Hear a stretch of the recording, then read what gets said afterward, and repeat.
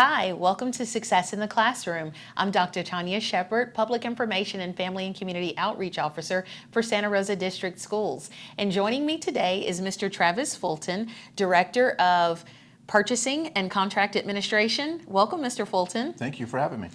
You do a lot of things under your umbrella, but the biggest thing under your umbrella of responsibilities is transportation. And right now, we have a little over 50% of our student population that travel to and from school via school bus. Is that correct? That's correct. We typically transport about 54% of our student population. So, Mr. Fulton, can you tell us what has prompted this change? Why do we need this change here in Santa Rosa District Schools? So what we've had over the last year, the last calendar school year, was we were running about an on-time percentage of 75%. So what that 75% means that we're getting kids to class late, which getting to class late means we're missing instructional time. So that's one of the things. The other reasons that we have is the struggle with getting employees.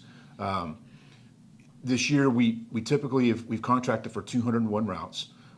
This year we've been about 25 to 30 short. We started the year 30 short. SCA's done a phenomenal job trying to recruit drivers. Typically they'll recruit one and one will leave. But we've been at about 20% deficit through the year. So, and we don't see that changing anytime soon with the labor market the way it is nationally, with everything. Okay. So, what are other school districts doing? I know we have a proposed solution here, but what are our neighboring school districts doing? So our neighbors, Escambia and Okaloosa, both don't pick up or don't do a door-to-door service for any of their students other than those that have an IEP that dictates it. They have similar type stops or route systems going with the neighborhood stops and the students walking to those stops. Okay, all right. And so in changing, you mentioned a 75% current for the 21-22 school year, 75% on-time rate. Making these changes would move us potentially to what? We're looking to increase that to a 95% on-time percentage. That means we're getting kids in classroom more on time. With that, and part of that solution is because we're not going to be splitting routes. We're not going to be short routes. So we shouldn't have those delays between the tiers. It should be very quick to get those kids and get them to the schools. Okay. Okay. All right. So we want to talk a little bit about the history of how we got from one place to the place where we are currently with some proposed changes to bus stops. And I know that Florida Statute 1006.23 states that students can walk a maximum of 2 miles between home and school.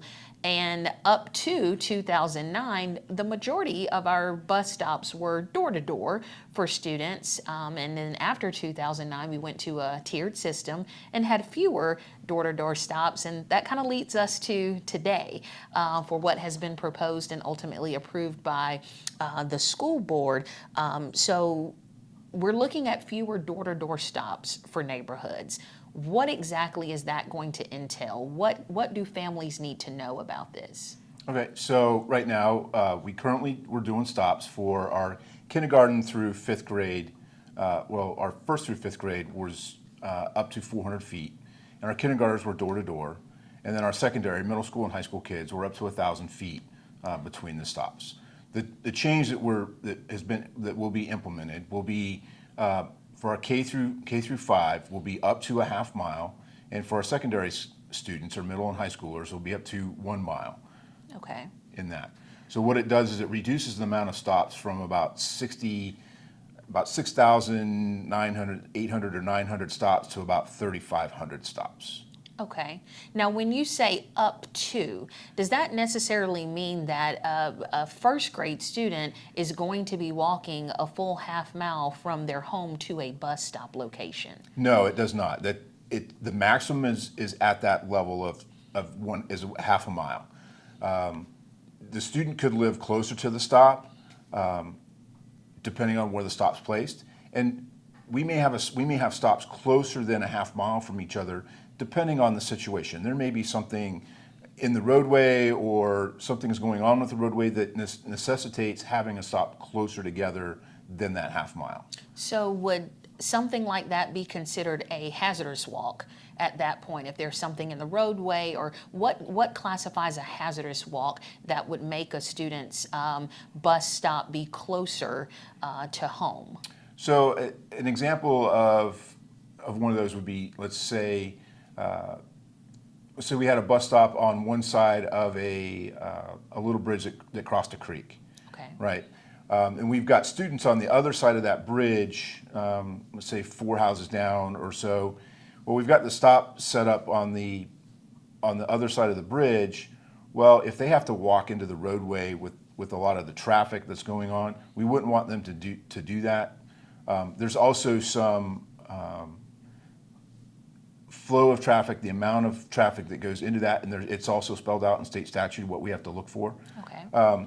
So in that particular case, we would set up 2 stops on each side of it. So the students that were close to the bridge may be walking away from the bridge to other stops. Okay. So as we're navigating this process of change, safety still remains the top priority in making sure that our students can get to and from a bus stop location and ultimately to school in the safest fashion. Absolutely. Right now, we have our routers are going through and finalizing all of the routes and all of the stops. By the middle of June, so about the 17th or so of June, Okay. that will be done. They will then go out. They'll have our safety trainers, our training drivers, and several of the other drivers will actually go drive each one of those routes and look at the stops. If the stop doesn't make sense or that route needs to be altered anyway, they'll make that change then. So we're going to make those routes as safe as possible for the kids and the stops and putting them in the right spots. Okay, so adjustments will take place as they are needed as the drivers and the trainers, safety specialists are going out and checking things out. So, Yes. Okay. And it also changed once school starts as well, because there's going to be some students that haven't registered yet. So we're looking at those that haven't registered and getting them registered and add them to the stops. So stops will change depending on the amount of students as well. So we may overload a bus, so we may have to add another bus or another route in to accommodate those. Okay, so now, Mr. Fulton, what does this look like for our students in rural areas? So in our rural areas, because it's so sparsely populated, there's not going to be much of a change. We're really talking into the neighborhoods that have developed subdivisions and we're consolidated children. We're not going to be doing the stopping at every door. Those we're putting them in strategic spots for the children to come to. Okay.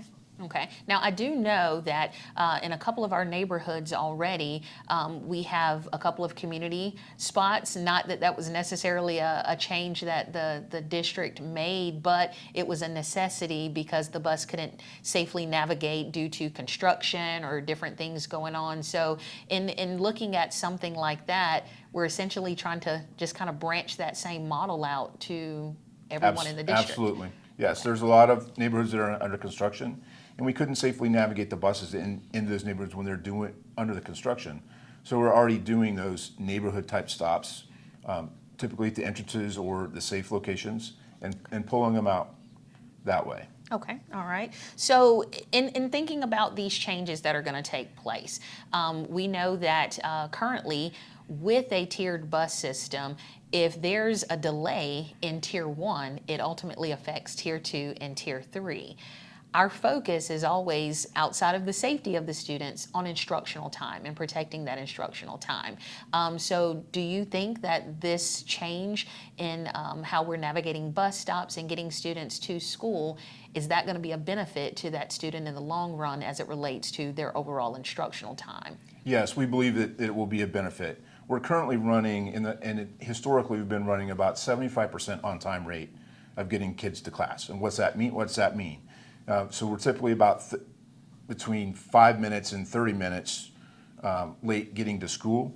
So that delays them getting into class. We're still trying to feed them breakfast, trying to get them in the classroom and get them settled down. With this change, the amount of time spent on the road has reduced, and we're looking to make a positive increase to probably a 95+% on-time rating. Wow, 95%. That's actually really good. And maybe hopefully we can get up to the 98 and 99% Exactly. as well. So very good, very good. When can parents expect to receive notification of what the bus stop is going to be? What are the routes going to be for the upcoming school year? I know you mentioned that in late June, your drivers and safety folks are going to be out and doing some things, but when can parents expect to receive some information? So what we plan on doing is on Friday, the 22nd of July, we are planning on doing a mailer. Now, whether that's a letter or a postcard, but for those that are already registered in the system and that have been riders in the past, we will send a mailer out to those families saying, letting them know that your child is assigned to whatever the bus number is, and their stop is currently assigned at whatever the street address is. We will also at that same time provide those lists to the schools. So if they don't get a mailer or they register late, the school will have those lists as well and those maps, and they can give them the idea of exactly where and where their stop would be and what their bus number would be. Okay, all right, very good. So families, be on the lookout for that mailer on or around July 22nd. And if you don't receive something in the mail, please make sure to connect with your school site. Also, if you are interested or know someone who is interested in becoming a bus driver, you can go online to sticareers.com, and there's lots more information there for you as well. Mr. Fulton, thank you so much for your time. You all do a tremendous job, and we're very appreciative, and we will catch you on the next episode of Success in the Classroom.